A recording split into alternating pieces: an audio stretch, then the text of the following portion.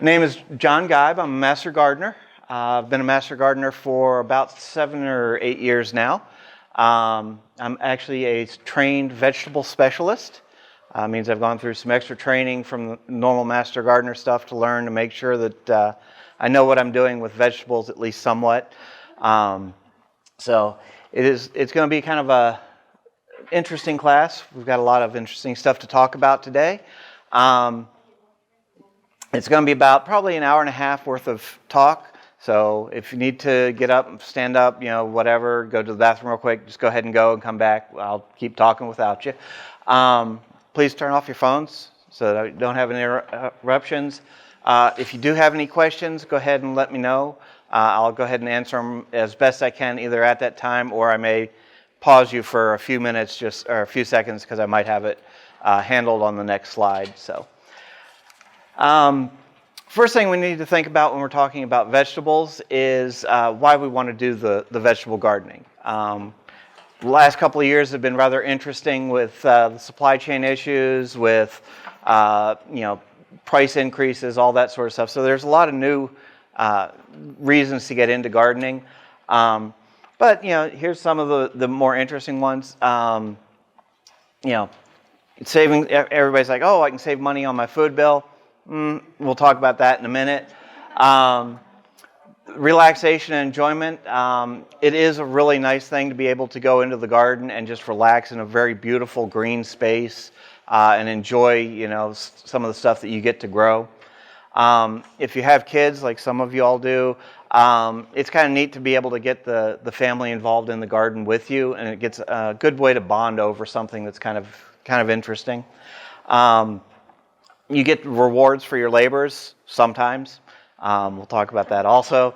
One of the big ones really for a lot of people before the pandemic hit was the enjoyment of different flavors. You have to realize that most of the produce that we eat in the stores today are grown not because of their particular flavor, but because they can be shipped from far away to get here without looking damaged or bruised. Taste is minimal consideration in that selection process. So you'll get a tomato that will be able to be shipped 1,500 miles and still look like a tomato, not tomato sauce. So but the flavor is not there usually. I've had given people that food out of my garden that they look at it and go, oh, I don't like cucumbers. Have you tried a real cucumber? And I'll break one off the vine and hand it to them, and they're like, this isn't a cucumber. I'm like, oh, no. This is a real cucumber. What you get at the store is not. Very different flavors, very delicious. The other thing you get to do is you get to know where your food comes from. You get to know what's been put on it in the way of chemicals and that sort of stuff. So that's kind of a big thing for a lot of people these days also. Now, is there a lot of entertainment in it? Pretty much, yeah. Can it be therapeutic? Sometimes. When you get real frustrated because of Mother Nature or other things, it's not as fun, but it can be a lot of therapeutic value in it. Now, the economic value, not so much at first a lot of times, but it depends. If you're really trying to do it on the cheap, you can actually save a lot of money on your grocery bill. But if you want to go in with a nice, really pretty space that also has a lot of growing space in it, a lot of times that initial investment can be expensive. If you want to do things, season extenders for the beginning and after with like a greenhouse or something like that, that gets very expensive very quickly. And if you don't count that into the cost of the food, it's not a problem. But realistically, if you're looking at it from, am I saving money on the food?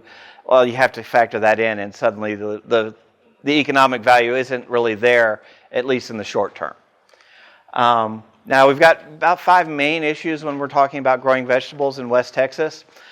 We've got the weather, the water, the soil, the water, and the weather. And that's how it is. Those are basically the key things. Our weather around here is very variable, as you all know. Some winter times we will drop into the teens officially. As you all know, about every 3 years we get dips where we're in the single digits. So growing over the winter can be a bit of a challenge, but a lot of times you can do that with some minor adjustments. In the summer, brutally hot, brutally dry. If we aren't trying to grow particular vegetables that are used to being grown in the heat, we're not going to have a lot of luck. The water, I mentioned it 2 sentences ago, lack of water. Our dry season tends to be, midsummer on out. So once we start hitting the midsummer, we've got hot temperatures, dry conditions. Vegetable gardens don't really like to grow in that condition. So that's going to be one of our big problems. When we do get rain, a lot of times we're going to get rain in the order of 3 to 6 inches at a time. So we end up drowning out the vegetable garden. So that's one of those things we're going to have to look into and take care of as we're planning our garden and what we're going to do with it. Soil's bad everywhere, really. If you go to the north side of town, it's a lot more sandy. You head towards the south side of town, you get a lot more clay. You head out a little bit further out from town, and a lot of times you end up with rock. So it's real hit or miss. In town's kind of a mix. You get a little bit of everything in town. So soil's going to be one of our big problems on having to work on that and trying to build that up so we have a good productive vegetable garden. If those of you all that were here last month, you learned how to make compost, which is one of the really big things to help build your soil. I believe the library still has it on their Facebook page as a full-length video that you can go back and watch if you'd like to. It's about an hour and 15-minute video for that. The other problem with water that we have around here depends on if you're in town or out of town. If you're out of town, you're probably dealing with well water. Well water, by its very nature, is usually very hard, has a lot of salts in it, which is a bit of a problem when you're trying to put salt water on your plants. They don't particularly care for that. In town, the city water is chlorinated, which is not real great for the plants. It can work, but it's not as good as it should be. But it is what it is. That's we use the chlorine and stuff to kill the bacteria. Well, unfortunately, if we put a lot of water onto our soil, it helps eliminate some of the bacteria in the soil, which is actually a lot of the beneficial stuff on helping the plants thrive. So it's something to think about. If you're looking for good water, the best water you can find is rainwater. But like I said, it's very variable around here, so you have to think about that. So rainwater capture is a very good, useful way of getting rainwater for your vegetables. The one thing you will find that, we sell as master gardeners or give away sometimes, the rain barrels. You can go buy them in the store.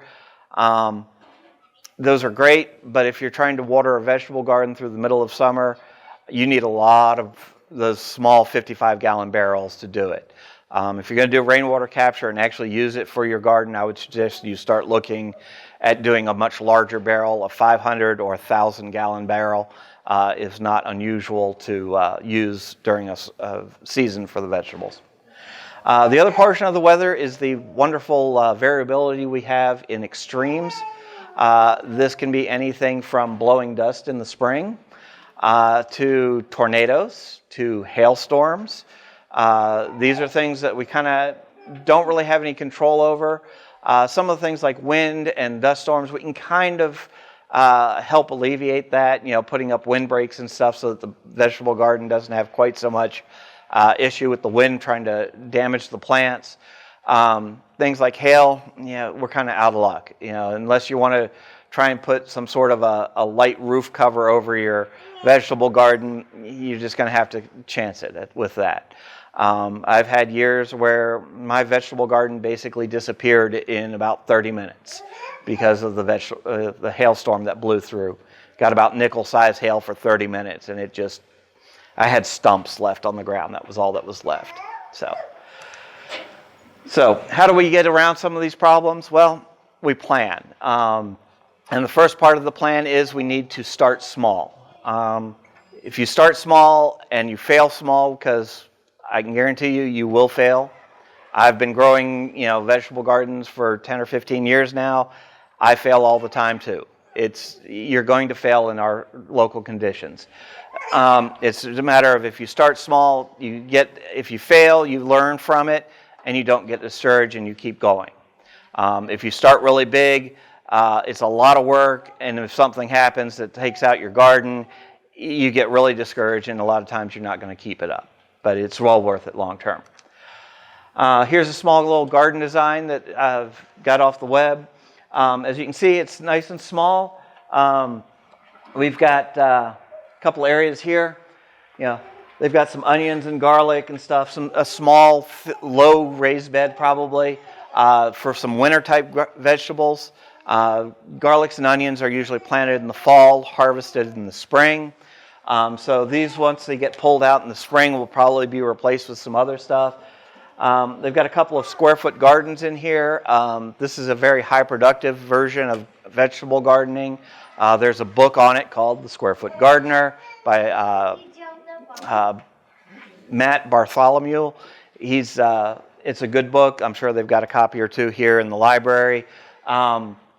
But it talks about how to grow a lot of vegetables in a very small space, which works real well.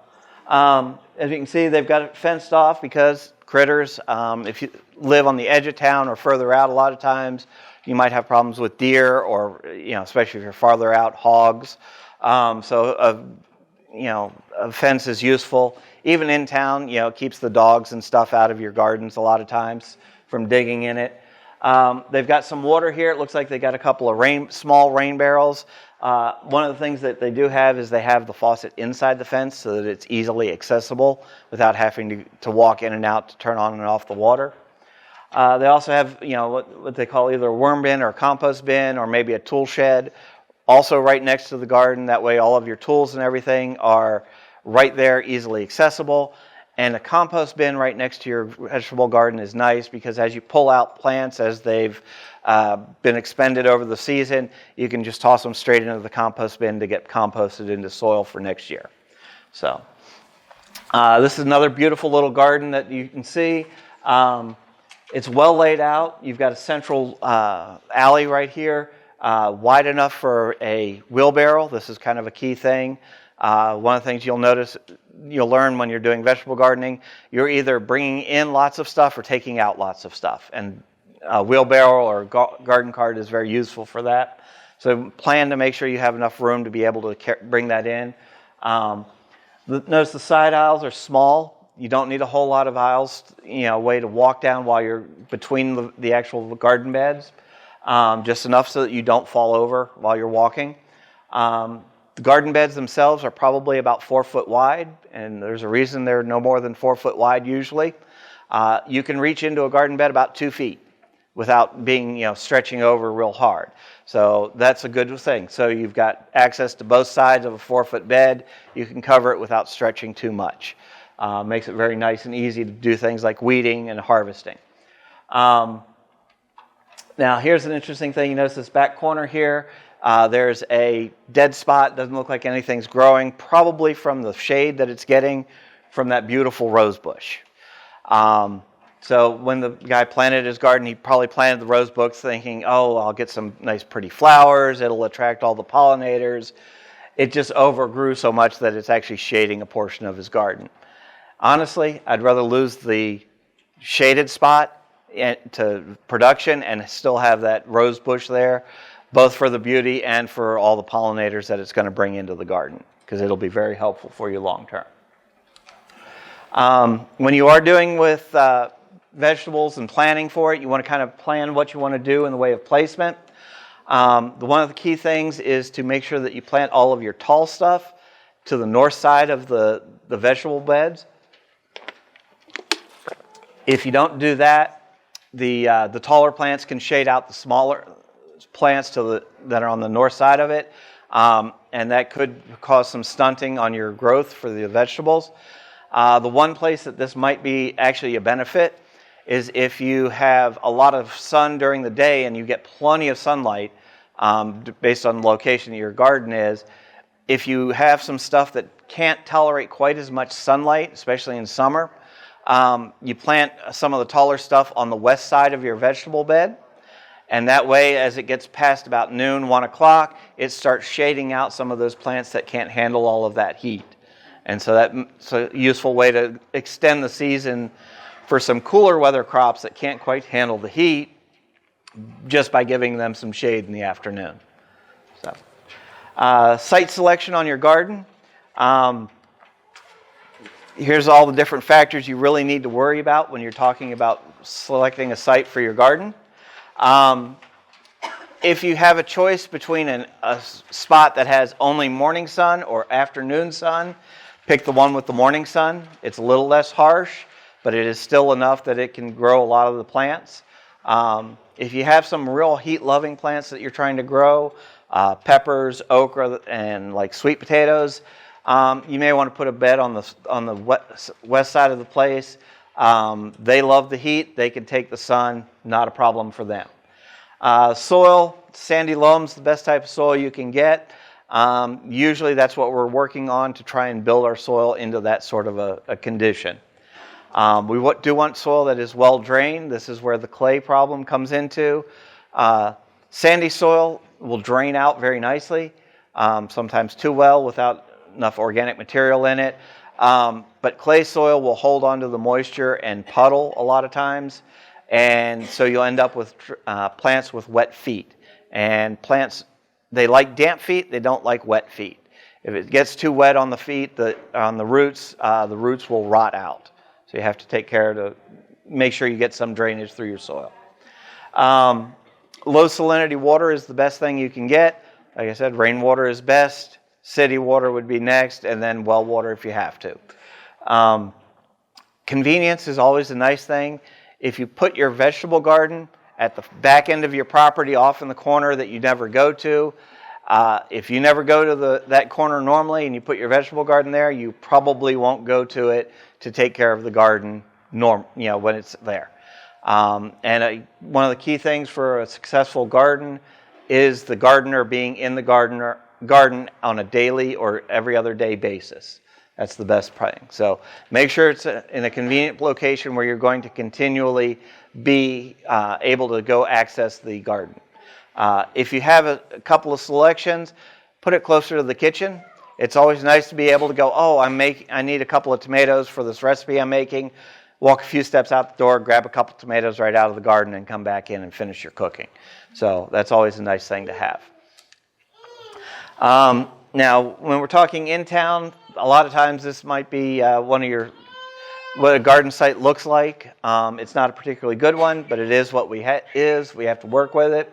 The tree in the background there is going to be a major problem for us, both in shade and also in roots. Unless we're going up with the raised bed, we're going to be tilling the ground a lot of times, at least on the first year, and that way, as you till through, you may take out a lot of the roots for that tree, and it may actually kill the tree if it takes out enough of those roots. So that's something to think about where you're going to be doing your garden. The spot on the left, as you notice, it looks like it's probably the fence line. They ran their garden bed right up to the fence line. That's great, except you're going to end up bumping into the fence a lot of times, and you might get some critters that might hide in that beautiful green lush area right behind you. And these could be anything from squirrels, birds, insects, snakes. So may be something to think about when you're doing like this. Otherwise, it's not too bad of a site. Like I said, this a lot of times is what if you're in town in a more established neighborhood, this might be what you're working with. So take what you can, work with it, and you can get a lot of vegetables out of it. Raised beds, I always do raised beds personally. I think they're probably some of the best things you can do for gardens, especially for vegetable gardens. The key thing is you can control what the soil is. You can change how well the soil drains. You can control how the nutrients that are in the soil, the pH of the soil, a whole lot better if it's in a raised box, basically up off the ground. Now, raised bed gardens don't have to be very big. If we're talking some of the smaller plants, such as like lettuces and that sort of stuff, a 6-inch raised bed is all the depth that you need. Now, if we're talking something like a tomato plant's roots can grow 2 to 3 feet down over the course of a season. So a deeper raised bed is very useful. The problem when you deal with that going up that big, especially if you've got any sort of a large area that you're trying to make into a large, tall raised bed, it takes a lot of soil to fill that raised bed. And that can be expensive. Even if you're trying to build it yourself out of compost and whatnot, it still takes a lot of soil to build that. So that's one thing to think about. Now, the potting mix that we've got listed there, that's probably about right for a raised bed.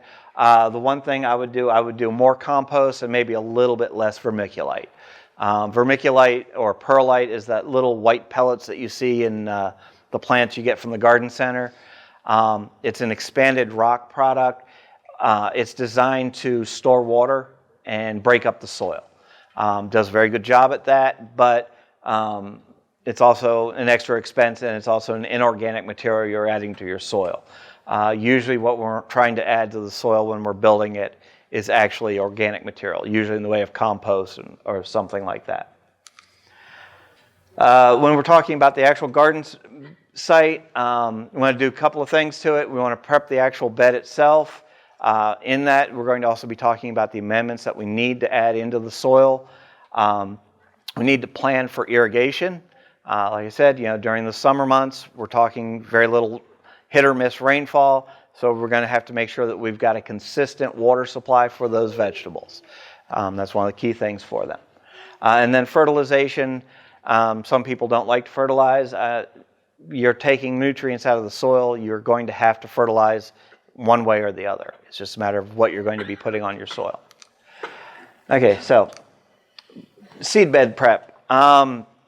Now, when we're talking about the garden bed and what we need to do, need to break up the soil sometimes, especially if you've got a dry clay soil is about as hard as concrete a lot of times. That's one of the reasons why we need to amend it. So we're going to come through usually with a tiller to break things up, get it all nice and small pellets into it.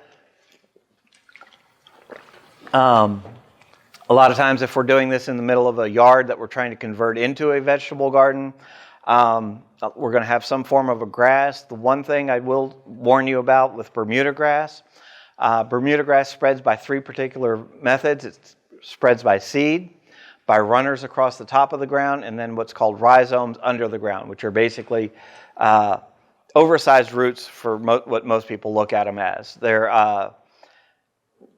They're kind of like tubers, like potatoes. That's where they store their energy so they can regrow. If you come through a Bermuda grass lawn and till it up, you have not hurt the Bermuda grass, you've actually helped it propagate a whole bunch more times, because each of those rhizomes, as it gets cut up, becomes a new Bermuda plant. And so tilling through a Bermuda yard is a bit of an issue. It will work. I've done it before on one of my pieces of property, where I put a Bermuda grass yard and converted it over to a vegetable garden. But what I did is I tilled it up to about a depth of 6 to 8 inches, and then went through and took every pit of soil all the way through and pulled it out, ran it through a strainer to pull all of the little rhizomes out of the dirt, and then dumped the dirt back in. And we're talking, I was about a 1,500 square foot garden. It took me about 2 days of just sifting dirt just to go through and get rid of the rhizomes.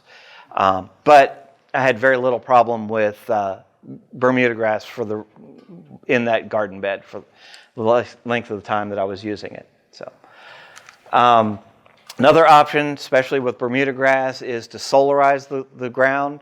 What solarizing is you're trying to create a vegetable or a greenhouse to literally cook the soil up to about 140 degrees or more. At 140 degrees, pretty much everything gets killed off, and when I say everything, I'm talking everything. Weed seeds, the actual plants themselves, any biology that's in the soil gets killed off usually. So once you get done solarizing, you have a problem of now you have no life in that soil, and you have to add that the microbial life back into the soil to help be beneficial for the plants. And that's usually done through compost. Now to solarize, what you need to do, till up your ground a little bit just to make it a little bit easier for the moisture to get in. Soak it down very thoroughly.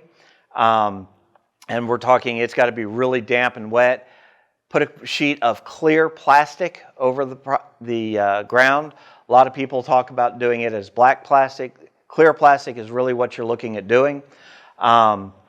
Trench it on the sides, bury the edges of the plastic so that it actually seals off the thing, so it's a enclosed space, and it can get all that heat that comes through that clear plastic and heats up the ground, stays in there for the most part. Now, if we're talking this time of year, it's going to take a while for it to solarize the ground. If you're doing it in summer, you can do it in a couple of weeks without too much problem. But it is one of the best ways also to kill off things like Bermuda grass in your yard. When we're talking about soil amendments, for the most part, we're talking organic material. Most of the time, this is going to be compost. Other things that you can add in would be things like coconut coir or peat moss. Those are also very similar to compost. They don't have quite the beneficial microbial life into it, but those do help break up the soil a little bit and retain moisture to keep your soil at a constant moisture level. You can use products such as vermiculite or perlite. Like I said, they work well at breaking up the soil and retaining moisture, but they are an inorganic material, so it's not as useful as things like compost or peat moss. Now, we're talking about our nice, hot, dry summers. Going to have to do some form of irrigation. While we're dealing with this is the various types of irrigation you can use, listed from preferred choice to least choice. A drip system is probably going to be your best bet. One of the things I've found, especially on raised beds, if you're doing a drip system, put in, normally you put it about a foot apart. I usually put it in about every 6 inches on a raised bed, and then I water twice as often, but half as much. So it gives you the same amount of water over the area, but it's a little bit more controlled and spreads out properly, especially in a raised bed where it drains out really well. There's a particular brand out there that I personally, not as a master gardener, but I personally will use, especially if you're on well water. The Netafilm, which can be bought at the local irrigation supply stores, is extremely good at dealing with the calcium buildup that you get, especially out of well water. Running out of a well in Midland, I used to use the Netafilm. I ran it for about between 5 and 6 years. I never lost an emitter to calcium buildup on a well that was running between 300 and 500 parts per million of total dissolved solids. To give you an idea how bad that water is, you put in a brand new sink fixture, one weekend, by the next weekend, you're already cleaning the calcium buildups off of the fixture. But I never had a problem with, emitters dying because of the calcium buildup. Hand watering is good. Now remember, we're not trying to water the plants themselves, we're trying to water the ground that the plants are in. So you don't want to hose down your plants. A lot of plants do not like water on their leaves, so you want to try and keep them, the water on the ground as much as possible. Soaker hoses work. The problem with soaker hoses, after a couple of years, they start clogging up with calcium buildups, even just from city water. And then they don't just ooze out the water, they start spraying out the water up onto the leaves of the plant, which can be a problem. So you'll probably have to either rinse them out with like a vinegar solution to help clean them out, or just replace them, your choice on that. Bubblers kind of work, and then pop-up sprinklers are probably the worst thing for your vegetable garden for 2 reasons. One, they do spray the plants themselves, which, like I said, especially things like tomato plants, hate being wet.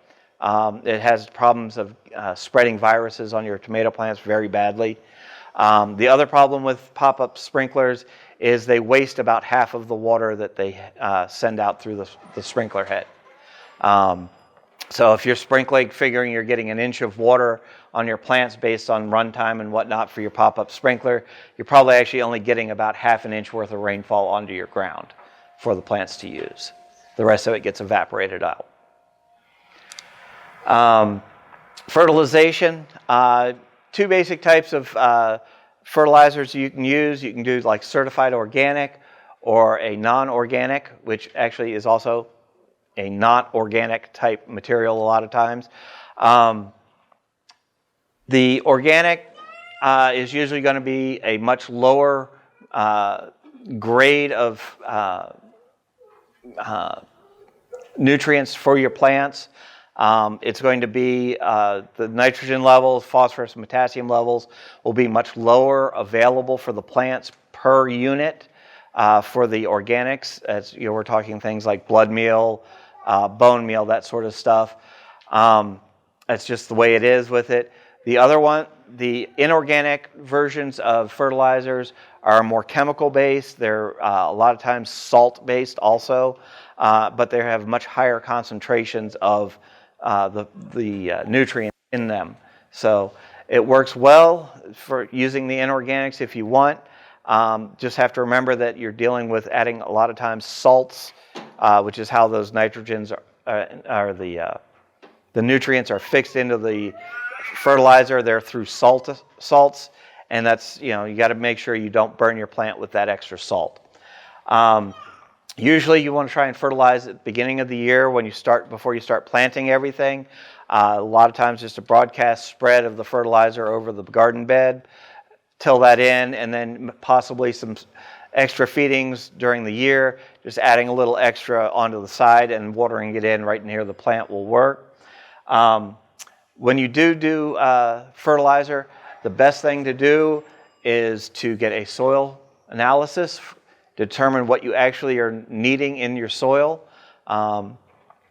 These can be gotten over, you can either do them commercially. I know over at the extension office, they have little kits that you can get and send them into Texas A&M, and they'll send you your results telling you exactly what you're going to be needing in your soil. One of the things you do need to check on there that this is going to be for vegetable production, to let them know, okay, you're going to need this type of extra boost, not as opposed to just like a lawn recommendation. Now, what crops do we want to grow? A couple of things we need to think about. Variety selection is critically important around here. Like I was saying earlier, we need to be able to take care of or select varieties that are able to deal with the heat, especially in the summer. There is the second handout that you have is our recommended varieties for Taylor County. One of the things I have found when we're talking about selection, you can grow just about anything here. If you're really worried, or if you really work on your soil and getting it to the conditions that particular variety likes, and if you can keep the climate to the point where it likes it. So if you want to do a particular lettuce or something, you may be able to do that, but you're going to have to make sure that you're doing it more in the wintertime as opposed to the summer, because most of the lettuces will bolt during the summer. The one key thing that I have found that does not work here is iceberg lettuce. It just does not keep cold enough around here for iceberg lettuce to work. It's just, even our winter temperatures are too hot for iceberg, it seems like. Now, how many plants do we need to grow to feed our family? Here's a list of some various things and about how much they can do it. There are some charts you can get online that shows, how much food you can get for a particular area, for a particular plant. The key thing about this to think about, if you don't eat it now, don't plant it. There's no point in planting something that you're not going to eat. You may want to plant one or two just to try it, and that may be something, is a difference. Like I said, when you're growing the food in your own garden with a different variety than the store-bought stuff, a lot of times things do taste very different. So you may find stuff that you actually like that you don't normally eat. So that, it's always good to experiment a little bit with it. Now, for things like, for me, carrots. Well, a 20 to 30 foot row of carrots. Well, I can do about 4 carrots a foot. So we're talking maybe 100 carrots in that one row to feed a family of 4. No. I eat about a carrot a day on average. So that's not going to last me very long, So I'm going to have to sit there and I'm going to plant a whole lot more carrots because I like eating carrots. Same with cucumbers. So you have to plan this garden out on what you actually want to grow for yourself to eat. That's one of the key things. I have a question. Yes, ma'am. How large would this garden overall be? This one, the way they're talking about it here, we're talking 1, 2, 3, 4, 5, 6, 7, 8.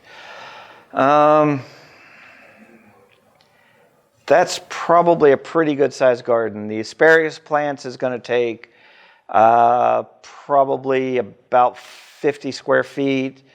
The beans are probably, you're talking probably 1,000 to 1,500 square foot garden with that. So, some things take a lot more room than others. Carrots, like I said, carrots take about that much room, so it's not a whole lot of room. Things like a cabbage will cover about 2 square feet, 2 foot by 2 foot square foot. So it depends on what you're talking about. That's why it's a little hard to do it. Tomatoes, officially they say that tomatoes, you can grow in small area. By the time I get done growing my tomatoes are usually, 3 to 4 foot across and about 6 feet tall. So it's not a small plant. Just depends on how you're growing your particular vegetables a lot of times. There are some vegetable crops that you can do with minimum space requirements. A lot of these are that. Like I said, the tomatoes, depends on how you're growing them. Mine, I usually let them get fairly big and bushy, but I'm also usually doing determinate type tomatoes, which are tomatoes that set all of their fruit relatively close to the same time. So I might get a week or 2 of production, harvest off of that tomato plant. But I also do things like cherry tomatoes, which are an indeterminate variety that just continually produce throughout the season. So if I'm doing more of an indeterminate type tomato, a lot of times it's going to be a much taller plant, but not nearly as wide. So it depends. But there's a lot of different varieties. Most of these will take a square foot or less of garden space per plant. Some of the ones that you can use for like the more cooler season, like right now, you could go out and plant pretty much with minimum protection from the freezing nights that we do get. A lot of these. Now, one of the things I've found, especially this year, broccoli does not like 21 degree temperatures. It can handle about 25 or 26. I've had no problem with that. But that night that we had 21 degree temperatures, it wiped out my broccoli. So that was even with coverings on it, because I had some sheets and stuff to try and keep it a little bit warmer, but still didn't make it. Lettuce and spinach especially are winter crops for us around here. Heat is what makes them go to seed. Once they start going to seed, they start tasting real bitter. So that's one of the big problems. Now, when we're talking about planting, got to realize there's 2 ways to plant your vegetable garden. You can either plant with transplants or seeds. Some things you almost have to plant from seed. Other things, it's best if you do them from transplants. If you're going to be doing them from seed, you can do a couple of different ways of doing it. One is broadcast seeding, especially if you're doing like a large area for like a salad bowl mix of lettuces and spinaches. You can kind of broadcast it out and you'll get a lot of little plants. It's not quite as controlled, and if you've got a little bit more area, this works better. But and a lot of times in winter you don't have a whole lot of stuff growing except these, so it works well.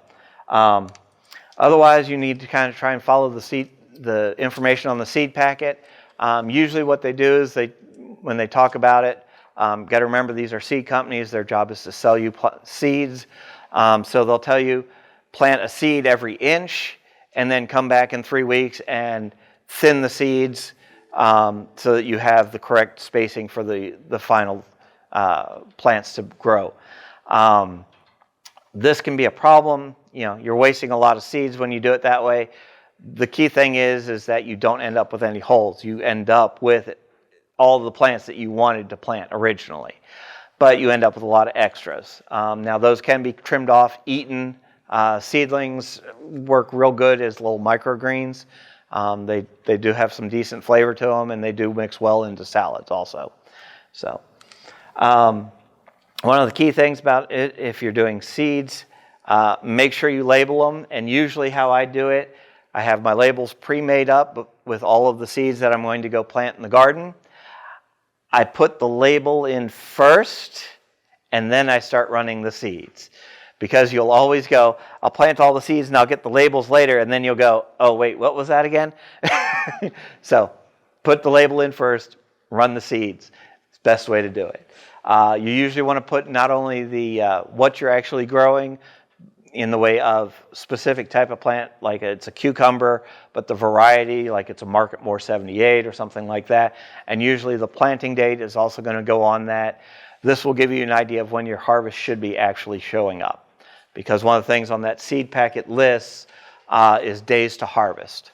And that's from the time that the seed comes up and starts growing out of the soil to the time you should be able to get your first fruit, theoretically. So, thinning seedlings, like I said, you can go through depending on how you're doing it. If you've planted them, one of the problems I've run into with some of the smaller seeds like carrots and lettuces, the seeds are extremely teeny. I mean, like microscopic almost. And so when you're spreading them out, you can almost never get them to spread out at all. So you'll end up with basically a line of seeds. And so when you end up with this line of plants coming up that you need to thin, if you start pulling those, a lot of times when you pull them, you can the roots, when they come out, will damage the roots to the ones that you're actually trying to save. So if you're going to do that, if you've got especially a really tightly clumped pack or bunch of seedlings, use a pair of scissors. Just come out and just snip it right at the ground. Once you snip a seedling like that, it's not coming back. So, and like I said, usually, especially if you let the seedlings go to a little bit larger size, couple inches, you can use those a lot of times as in your salads, because a lot of times they're very good and very edible. This time of year especially, row covers are very useful. It adds a couple of degrees of protection overnight to prevent frost from damaging your young seedlings especially. The other thing is a little later in the season, especially if you're doing brassicas and like broccoli or cabbage and that sort of stuff. Cabbage moths are a major problem, and one of the best ways to prevent cabbage moths from taking over your brassica section is through row. It covers them over, doesn't allow the moths to come in, lay the eggs, which become cabbage worms or cabbage lopers or anything like that. And so it protects your plants just by making sure that the critters don't get onto the plants to begin with.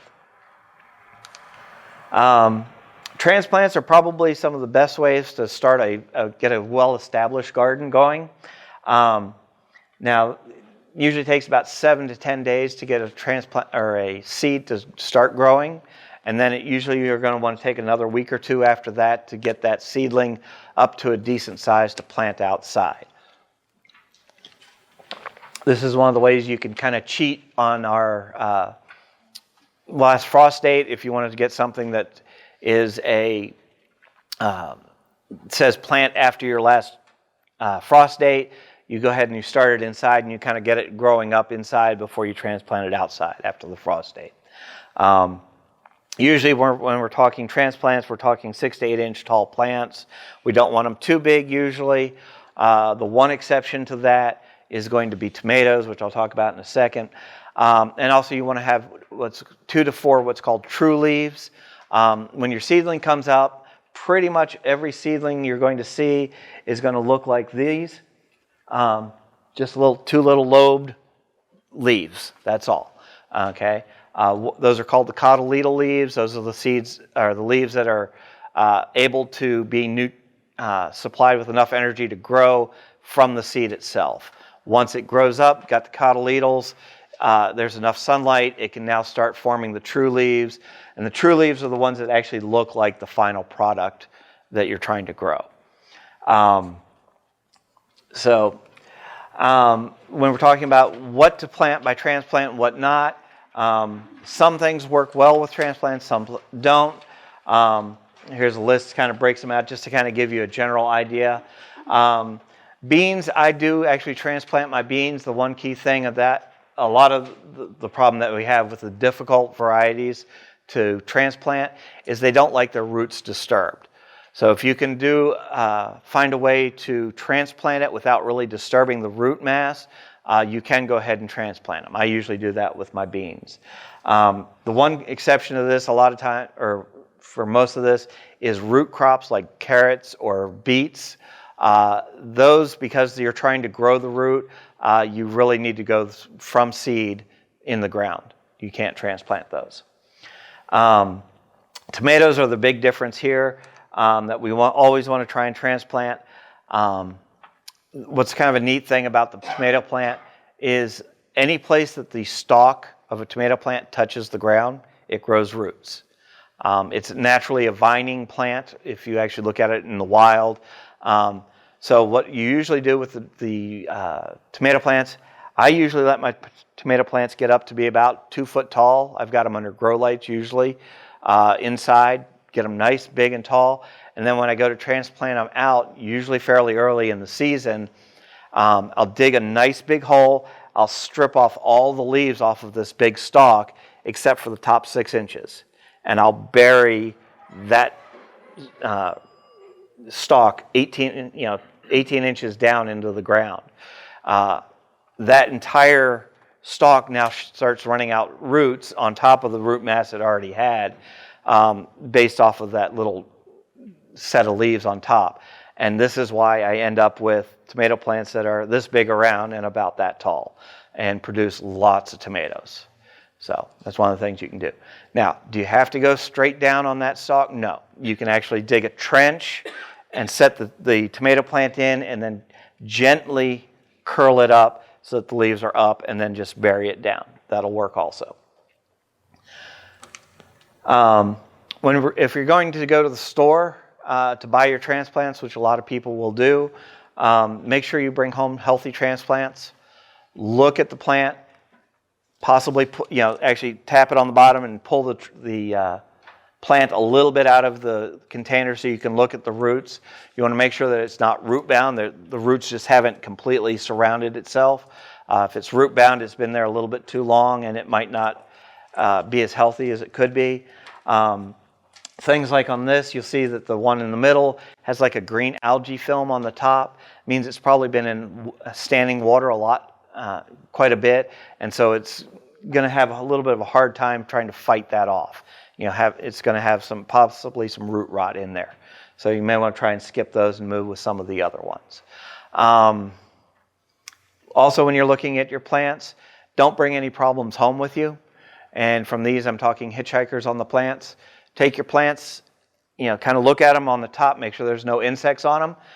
Flip them over upside down and look at the bottom side of the leaves. Most insects like to hide on the underside of the leaves. So if you flip it over and you see all sorts of little bugs and whatnot on the underside of the leaves, put the plants down, move a couple of feet away and see if you can find one that doesn't have, usually it's aphids or thrips or something like that on there.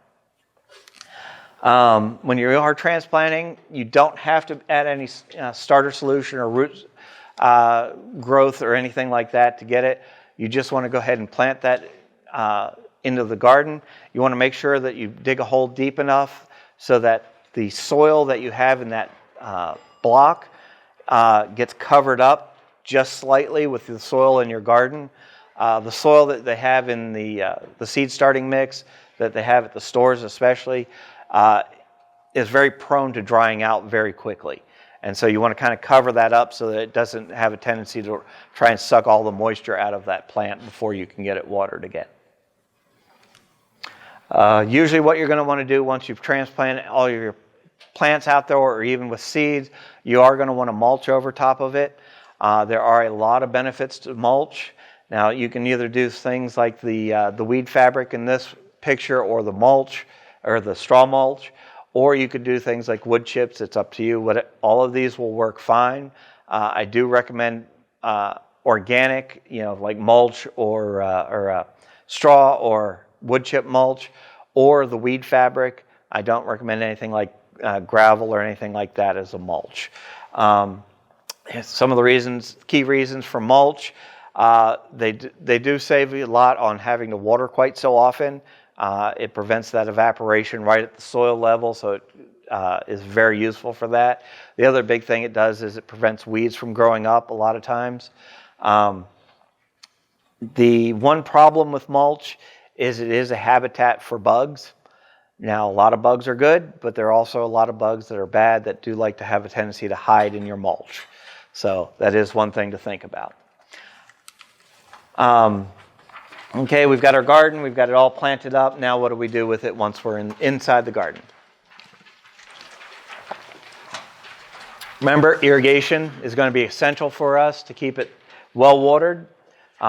If we don't have any rain during a week, we do need to make sure we are watering. Now the question is, how much do we water? Quite a bit. At least an inch of water per week for the vegetables. As a minimum, maybe an inch and a half. Now, if you notice, these are what you're going to need for an entire season for that particular thing. But if we're doing it on a weekly basis, it's not a problem. One of the things I've always found kind of interesting, watermelon, which is 80% water, is one of the least water-intensive plants that we've got here, because by the time they start fruiting, you don't need to water them. That's when you need to start watering them really, really heavily. So, so do drip irrigation with mulch, with transplants. Chances are you're going to have a reasonably decent chance of success for your vegetable garden. So, now, critters love to come in and eat our plants, right? Especially all sorts of insects. So we go out and we grab our can of Raid, right? So we can go spray off the insects. No. One of the big things about vegetable gardening, we're trying to keep this as healthy as possible for ourselves, right? These are vegetables,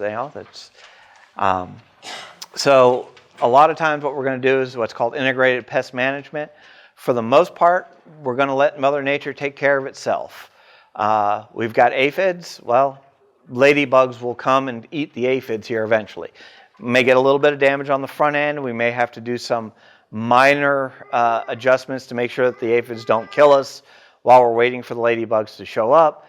But we try and let Mother Nature take care of herself. And we're talking like aphids. You don't have to spray them with an insecticide. Aphids can't walk very far, so if you come in and hose down, this is one of the few times you actually hose down a plant, is you hose the aphids off of the plant, they fall onto the soil, they don't have enough time to get back up to the plant, they die. So that's one of the ways we can eliminate some of the problems with aphids. The one insect that will not, that we have major issue with, that we can't really solve even with insecticides, is squash bugs. I have yet to find a decent method to get rid of squash bugs. The main way I do it is by hand picking. You'll go through and you kind of look at all the leaves of your squash plant. On the underside, you'll see a cluster of gold-colored BBs, very small. Those are the squash bug eggs. I'll use duct tape or packing tape, wrapped around the hand, and use that to pull the eggs off of the leaves. That gets rid of most of them, and then the rest I have to just pick up the squash bugs and squish them. It is what it is. Some of the other things we can do, though, we can do things like trap crops and rotation. Trap crops are planted, crops that a particular insect may like a lot, so we plant it, and then from that one particular plant, especially if we do it on an edge of a garden, a lot of times we can spray that with some insecticides, just not eat anything off of it. The one thing you do have to remember, a lot of times, a lot of these insecticides are not particularly selective on what they're killing. So if you're spraying some of your plants with an insecticide, you're killing off a lot of times the pollinators that come through, and you need the pollinators to pollinate your garden. So you got to be real careful on the insecticides. Other things you can do is plant things like marigolds. Marigolds are very notorious for putting chemicals into the ground that drive off root knot nematodes, which is a major problem for things like tomato plants and such, which is that picture that you see on the upper left.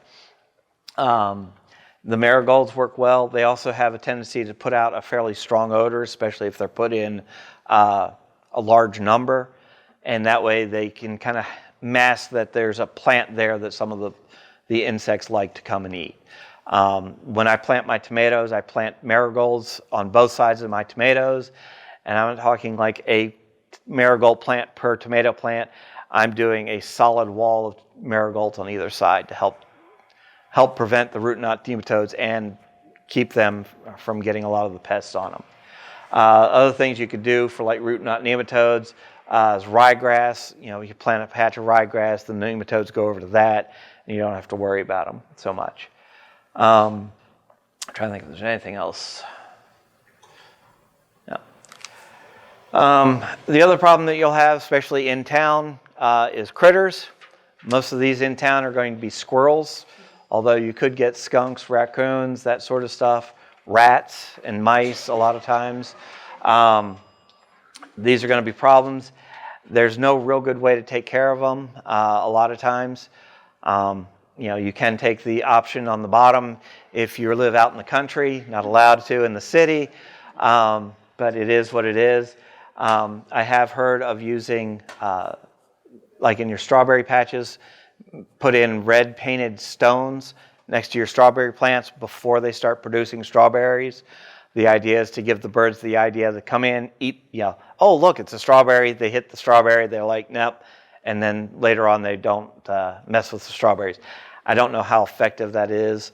The other option you can do is for like tomato plants. I've seen people hang red Christmas balls in their tomato plants. Same option. Gets the birds used to there's big red things here that don't taste good. And so when the fruit shows up, they don't have problems with the birds quite so much. For things like tomatoes and stuff, a lot of times you can cover them with a bird netting if you want, and just kind of remove that when you need to go do some maintenance on the plants and to harvest. That works well. It's just it's a bit of a pain depending on the size of your tomato plants a lot of times. So anybody have any good things on getting rid of the larger critters from your vegetable gardens? No? Okay. Yeah, deer can be an issue also if you're on the edge of town a lot of times. And fences sort of work. Deer can jump about a 7-foot fence without too much problem, so you'll find. So, one of the key things especially on tomatoes, tomatoes are very notorious for getting viruses. Two things to think about. The virus itself does not affect humans, so it's not a problem to eat any of the fruit off of a virus tomato. The only problem is that virus is going to reduce the output of that tomato. Now, if you have only a couple of tomato plants, and you may want to go ahead and leave those virus tomatoes in there and try and get some harvest off of them. But if you have a lot of tomatoes and you get a tomato in there that's got a virus in it, pull it out, throw it in the trash can, and move on. It's what it is. You'll lose some, but it's better than getting that virus throughout the whole garden. Do not compost your virus tomatoes. For the most part, you cannot kill the viruses in the compost bin unless you're doing a really good hot compost, and most people won't be able to do that unless they're really working at it.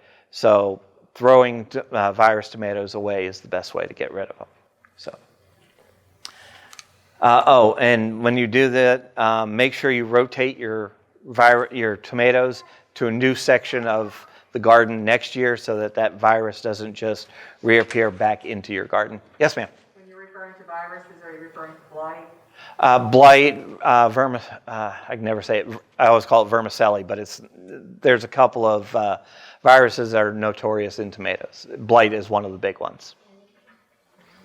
So, any other questions? Okay. Once you get done with your garden for the end of the year, which around here actually, believe it or not, is February. You can go ahead and clean up your garden. Make sure you clean it out. Get all your cages, if you had cages around your tomatoes, any stakes out, any irrigation systems in, put them away for the winter, hoses, that sort of stuff. Compost compost everything you can out of your garden. Just compost it, get it ready for the next season. A lot of times you're going to want to add a layer of compost. If it's not quite finished compost, you can add it in the fall, let it finish up in the garden over the winter. If not, just add some good finished compost in the spring right before you plant. Get a soil test every couple of years. So that's kind of one of those big things to make sure you know what you're actually needing to feed your plants. I said, little compost bin with a lot of plant material in it goes a long way. Now, when I was talking about rotation, this couple of examples of good rotation. The key thing you want to look at is the families that your plants are in. Tomatoes, peppers, and potatoes are all in the nightshade family. So those will kind of be moved as a block into different locations of your garden each year. A lot of times things like beans and, let's see what else is there. Yeah, beans and peas are the legume family.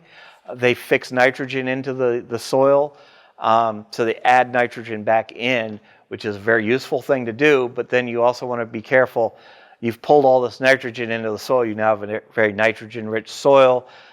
You don't want to follow that up with something like a tomato plant right behind it, because you'll get more leaf than you will vegetable out of it. So you have to be very careful when you're doing your rotations to make sure that as you pull one family from the garden from this section into the next section, that you've got a good rotation through. So one of the key things that a lot of people don't realize is the cubit family, which is a very huge family for a lot of people and a lot of things that they grow. Cucumbers, squash, zucchini, pumpkins, and a lot of the melons are all in the cubit family. And so it's real hard when you grow a lot of those type of vegetables to rotate it around through your garden because you keep running back into another section where you've just had some of those before. So just something to think about when you're doing it. So key thing to do also is keep studying. Master Gardeners, we do classes occasionally like this. If you have questions, you can always contact the extension office. A lot of times that'll be transferred to one of us and we'll be able to answer your questions. There are a lot of good reading books out there to read. This is one that I don't have on there. This is my own personal copy. The library is supposed to get theirs in very shortly. It has a lot of good information, and it's very well written. There's another. This one's by Jessica Sowards. This is her first book that she put out. It's very good. There's another one from Melissa K. Norris. She's got one called the Family Garden Planner. That's also very good. It's got a lot of really good information. So, especially for first-time type gardeners. So. Can you say the name of the one you held up? This one is the First-Time Gardener Growing Vegetables.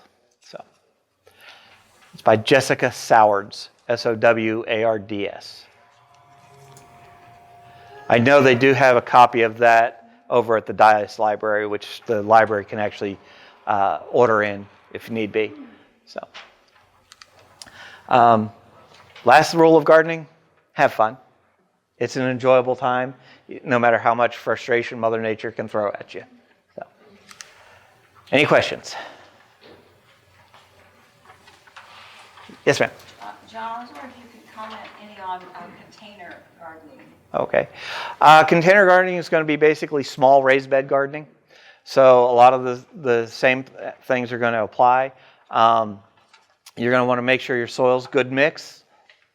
The one problem with container gardening you're going to have is there's not going to be any place for the nutrients to be absorbed from, like deeper in the soil. So you're going to have to make sure that you fertilize your plants regularly if you're doing container gardening.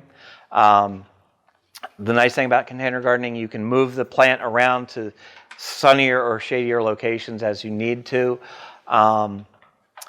You're going to make sure to keep it well watered. The problem with container gardening, it's a much smaller area, so there's not as much of a moisture sink for it. So you're going to have to probably water at least daily, a lot of times, depending on the size of your container. Sometimes I've seen people that have had to do twice a day during the middle of summer for containers. You can pretty much grow anything in a container. It's just a matter of how big it's going to need to be. Things like a tomato, you're going to need a fairly good size spot, something at least 5-gallon bucket size or more per plant. Things like carrots, I've seen probably about 2 bunches worth of carrots grown in a 5-gallon bucket for carrots. So, you can grow pretty much everything that I've talked about in a container garden. It's just a matter of it's a smaller, controlled space. Anything else? How can I tell if I overwater my pot plant or my regular garden? Regular garden, a lot of times you'll actually get drooping on the leaves. You keep thinking, it's the leaves are drooping because it's dry, and so you water again. Let it dry out for a couple days. The surface of the ground should actually not be necessarily dry, but pretty close to dry before you rewater. Dig your finger into the ground a couple inches. If it's moist an inch or two under the ground, you're fine. That's the key thing. As long as there's some moisture in there, the plants will be happy. If it starts getting wet, especially if you get any puddles or something like that, or if you're like in a container gardener with a water catchment on the bottom, if you've got standing water in that's probably a little bit too much. Yes, ma'am. In between your rotations, what's your best amendments to add to your soil to replenish it? Compost. Just compost? Compost. Worm casting? Worm casting would be, in the same type of an idea. If you want to add a little bit of fertilizer, you can. Just remember what's coming into that during your rotation. Like I said, if you're moving, the big one I always know is tomatoes. If you've got a very heavy nitrogen-rich soil, your tomatoes produce a lot of green, but don't produce a lot of vegetables.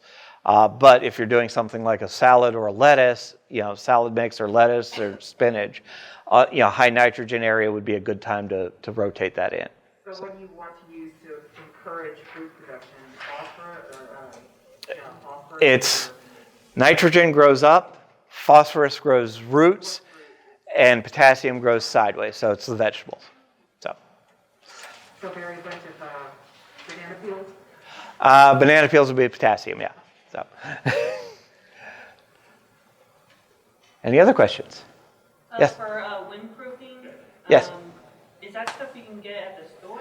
It's usually going to be for like windproofing, or like to block wind, or it could be anything like a fence. It could be a larger shrub next to it. Anything that's just going to block that wind from the plant getting blasted by the wind. I'll get you in a second. I live on the south side. I've got a big, wide open area, so I've got to make sure that I've got some sort of a wind block. Otherwise, my plants will get blown over, for one, and two, they actually get sandblasted if you aren't careful. Yes, ma'am. And where do you find the clear plastic?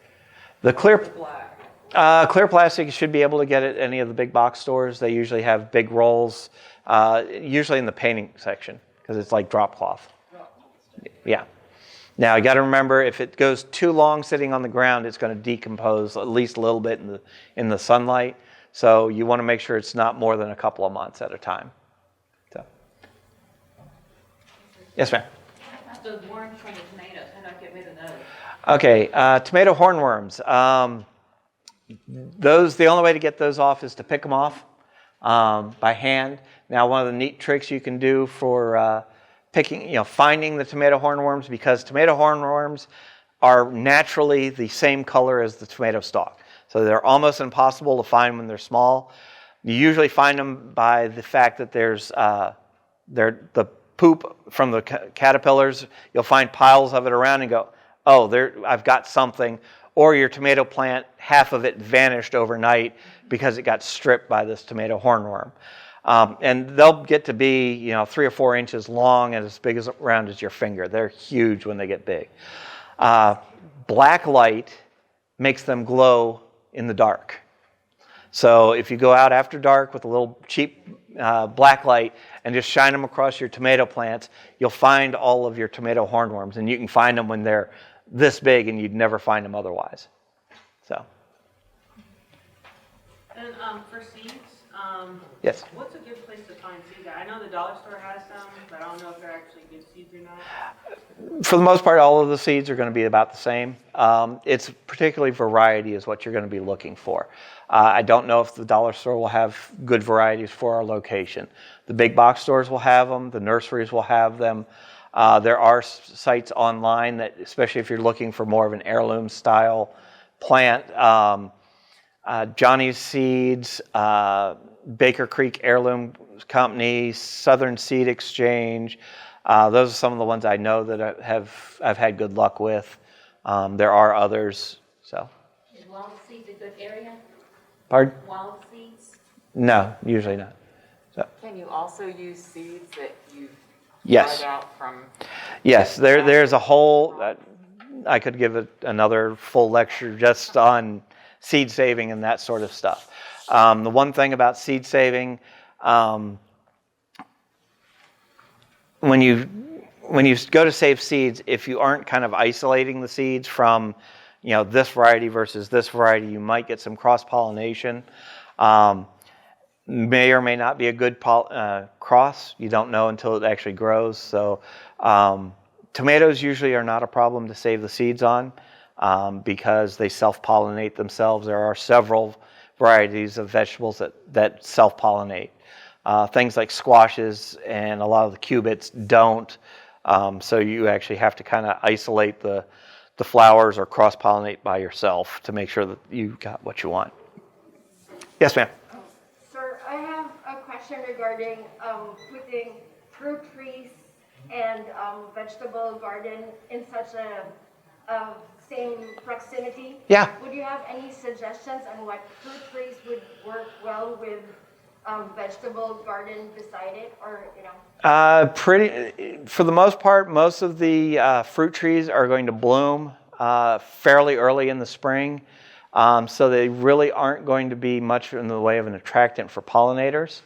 Other than that, it's whatever you want to eat for the fruit. There's not going to be any real benefit for, the big benefit would be bringing the pollinators into your garden for the fruit trees. Everything else is just kind of making sure that those fruit trees don't shade out the garden. and the distance as well? When it comes to the vegetable plots and the tree itself, Yeah. do you have any specific suggestions on the distance, or if they are placed closely? It's really not going to matter for the most part. The key thing is going to be shade, and if you're dealing with an in-town type size lot, where it's a sixth of an acre to a quarter of an acre type size, if there's a tree in your yard, there's a chance the roots are going to be wherever your garden is. That's just the way it is. Just because tree roots will go quite a ways a lot of times. So just kind of be careful and gentle when you're digging it up the first time. So in that case, would a raised bed be more ideal? A lot of times a raised bed will be better.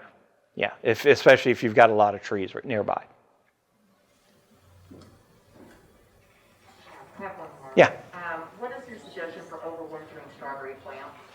I do strawberry plants in large containers. What if they're stationary, can't be bring from? Yeah, they're stationary. I'm talking they're this big around pipe pots. I just cover them up a lot of straw a lot of times, and For the most part, it's not too cold here in the winter. It's a few nights of the year really that we have to worry about, and then the 1 week that we always get every year that's really cold, like February last year. So, mulch heavily with like a straw mulch during that time period, and it should be all right. For those of you that don't know, strawberries actually the best time to plant them are in the fall. You can't get them in the fall usually around here in the stores, but if you plant them in the fall, they have the whole winter to establish their root growth, and then in spring they'll bloom out, and you'll get a lot of strawberries. You really will. They're actually pretty good perennials. So, yes, ma'am. I had a terrible year last year with tomatoes, so I'd like to do better this year. Okay. And I was thinking about potentially doing a shade cloth over them. Yep. I think that's necessary, bad idea. Shade cloths are not a problem. There's a couple of things with the tomatoes. Getting them in early is actually one of the key things around here. Tomatoes do not like heat, believe it or not. They're a hot crop. They don't like frost, but the heat that we get is actually too much for them.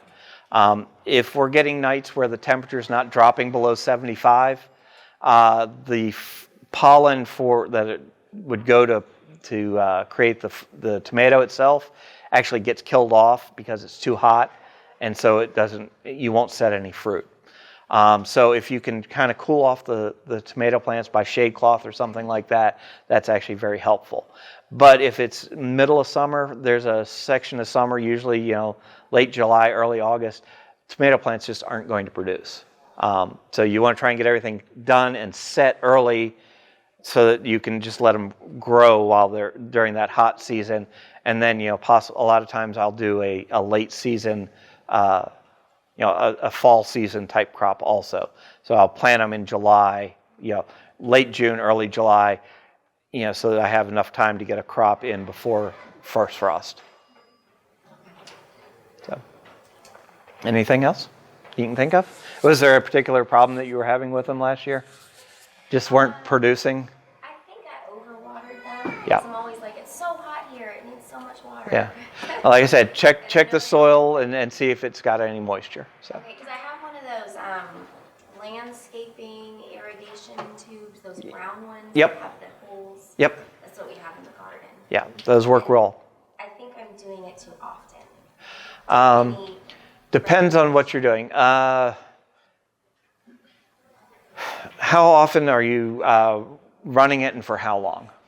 We were doing like every other day. For 10 minutes. It's better when you're doing that sort of watering. Is it in ground or is it in a raised bed? Okay. I'd probably run it about 15 minutes about every other day is about what I would normally run. Yeah. So like I said, just check the soil, make sure it's getting enough moisture. So. Yes, ma'am. I'm asking again, did you say when's the best time to plant the tomatoes? Usually I plant the tomatoes early March. Our last frost date is officially March 20th, and you're usually supposed to plant your tomatoes after the last frost. I'll look at the weather to determine, 2-week forecast looks like we probably aren't going to get a cold front coming through. But the other thing is, because I'm planting my tomato and I'm only having a small tomato plant sticking out of the ground, if I'm going to get some cold weather, I take 5-gallon buckets and just set the 5-gallon bucket over top. In the late afternoon, once the sun's starting to come down, I'll set the buckets in. That way it gives a little bit of a chance to warm up the bucket, and that way it keeps it from getting cold overnight, especially if it's 30, 32, it's not a problem. If it's going to get like 25, I might do, a couple of blankets over top of all the buckets and everything too. So. We didn't have great luck with our tomatoes either last year. Yeah. We had quite a variety from the great big ones to the Yeah. grape to the cherry, and Yeah. we had great stalks. They were Yeah. huge and beautiful, but You may have had a little bit too much nitrogen in the soil, so you may have needed a bit more potassium. So that's the K, NPK when you're looking at a fertilizer bag, it's broken into the 3 main nutrients: nitrogen, potassium, and phosphorus. And phosphorus is what you're going to be needing for fruit. Excuse me. Yeah. So the K. So. Can you leave your city water out to dechlorinate and then use it as efficiently as regular? Yes, you can. It takes 12 to 24 hours to sitting out to let the chlorine evaporate out. So if you want to do that, you can. Can I do the water through the Berkeley?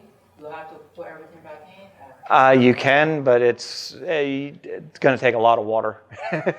So, and I know Berkeley's don't run a lot of water very quickly. So,